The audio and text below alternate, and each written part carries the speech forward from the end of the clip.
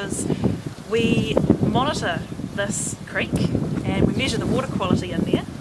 We also measure water quality in 2 other creeks as well, and they all feed into the Waituna Lagoon. So what we do when we're in the creek is we measure lots of different things in the water.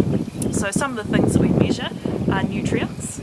So those are the things that plants need to live and to feed on. And sediment.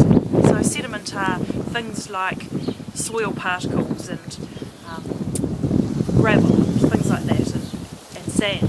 So lots of things that we measure, and the reason why we measure those is so we know how much is getting into the Waituna Lagoon. Right. And so some of the equipment that we use is a wee probe like this one, and this tells us how much oxygen is in the water. It also tells us what the levels are of the pH and other things like that.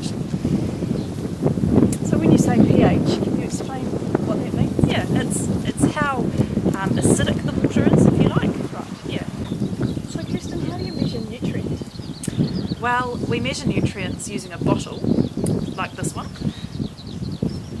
and what we do is we get into the stream and we fill the bottle up with water, and then we send it off to a laboratory and they tell us what nutrients and how much are in there. Right. So from Andy yesterday we learned that too much nutrient and sediment in the lagoon is a bad thing. So to know whether there's too much we have to measure it to start with. So science in action.